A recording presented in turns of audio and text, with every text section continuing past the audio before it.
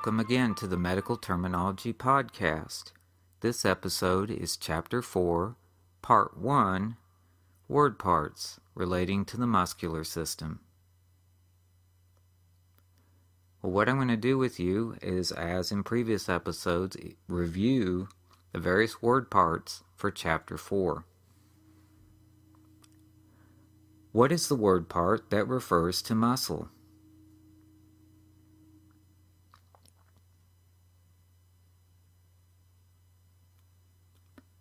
Well, the primary one is myo, M-Y/O. Most of the terms are going to use that word part. There is one other word part that is also used in some terms, and that's myoso, M-Y-O-S/O.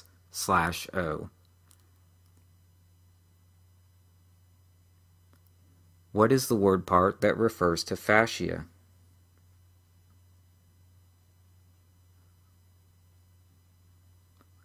That's fascio, F-A-S-C-I/O.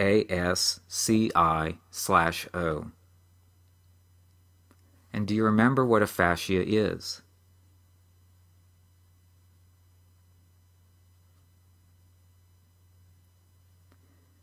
The fascia is a sheet of connective tissue that covers, supports, and separates muscles from each other and other tissues. What is the word part that refers to tendon?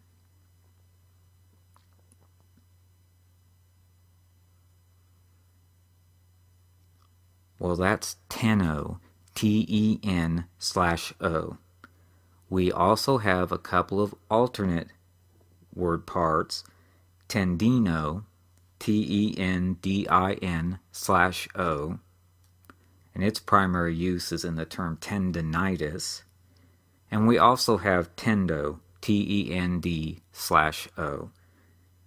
Again, this is a situation where most of the time we're going to use teno, T-E-N/O, but you do need to be aware of the other word parts, and you do need to know the particular terms that do use those.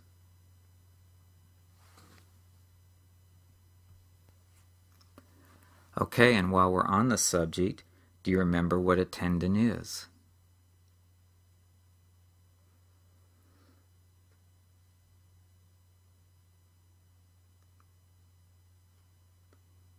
Well, a tendon is a type of connective tissue that attaches a muscle to a bone. This is different from the ligament, which is part of the skeletal system. A ligament attaches bone to bone, but a tendon attaches muscle to bone, hence it's part of the muscular system.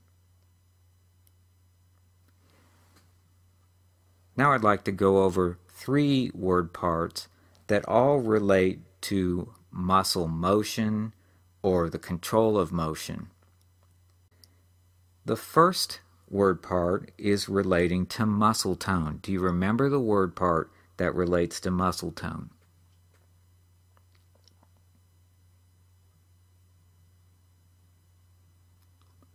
Well, that's tono, T-O-N/O. And muscle tone is the relative tension in a muscle between contraction and relaxation. And we normally think of the tone as being the state of calm or relaxation. In other words, you're not trying to move the muscle, it's just sitting there. Tone is how normally contracted it is versus how normally relaxed it is. If it's totally relaxed, it's going to be floppy, and your arm or whatever the muscle's attached to is just going to flop all over the place. So there's always some amount of contraction in a muscle. That's what we're talking about with muscle tone. The next word part relates to coordination, that is, the ability to coordinate motion of a muscle. Do you remember what that word part is?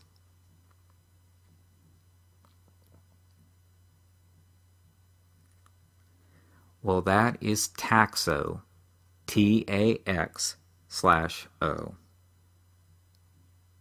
And finally, we have a word part that relates to motion or movement. And this is specifically the ability to move or the ability to have motion in a muscle. Do you remember that word part?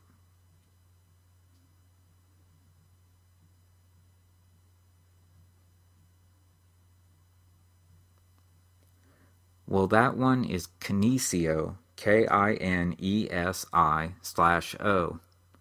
And a fairly common word in the vernacular is kinesiology, and that is the study or the specialty of motion, how the body moves.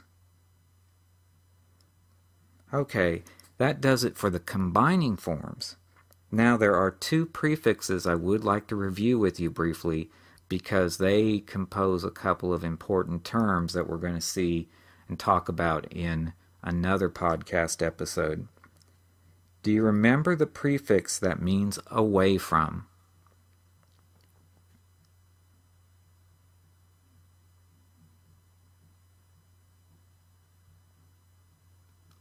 Well, that is ab, A-B. And the mnemonic for this, remember, is abstain. If you abstain from something, you're staying away from it. Now, the opposite of that is towards. Do you remember what the prefix is that means towards?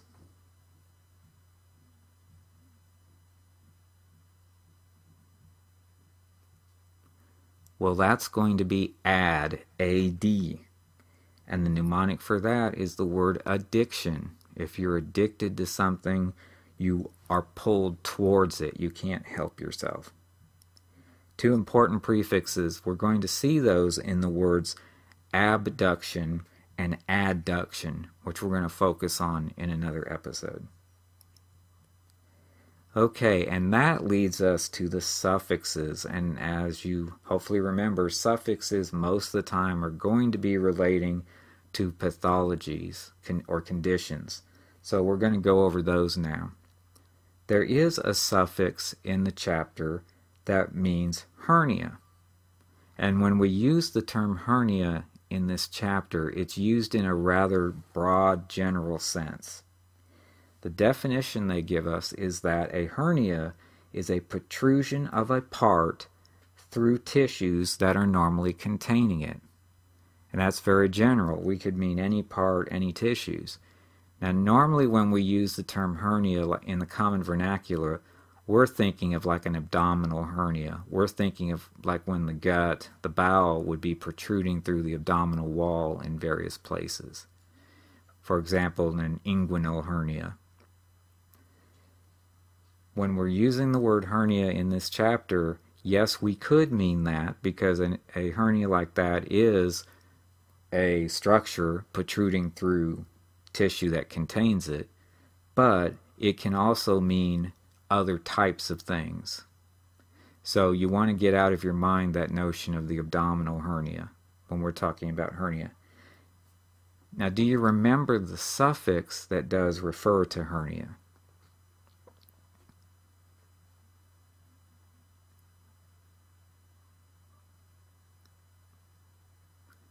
Well, that's cell, -C-E-L-E. And in this chapter we have the term myocele, which would refer to the protrusion of a muscle through its sheath. Okay, and then we have three more suffixes that we can group together because they're all related to paralysis or weakness or relative strength of a muscle. The first suffix refers to paralysis. Do you remember the suffix for paralysis?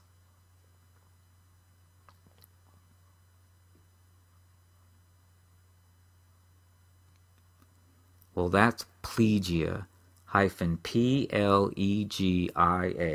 Plegia means paralysis. Now we also have a suffix that means partial paralysis, not total paralysis, but just some degree of paralysis. Do you remember that suffix?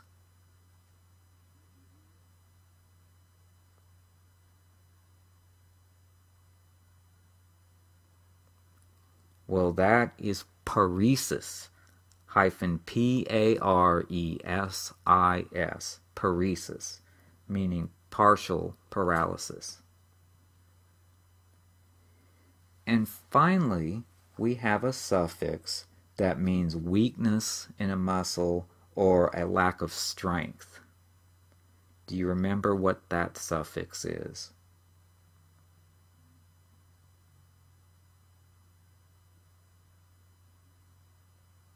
That is asthenia, Asthenia. Asthenia meaning weakness or lack of strength. Now we have 3 more suffixes that I'd like to review with you. These actually are from chapter 1. They should be something you know, but I just want to review them because they seem to appear a lot in this chapter.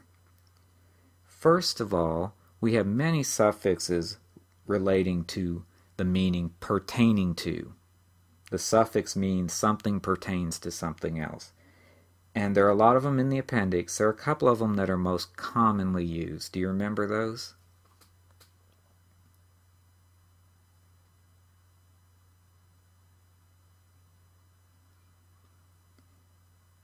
Well, we have ic, and we have all, -al. Either one of these suffixes means pertaining to, and there seem to be a lot of terms in this chapter that have those suffixes in them. And finally, we have one more suffix that means condition.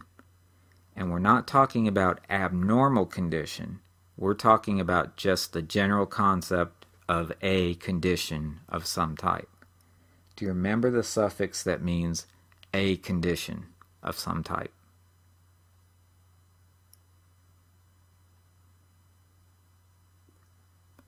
Well, that's ia, -ia.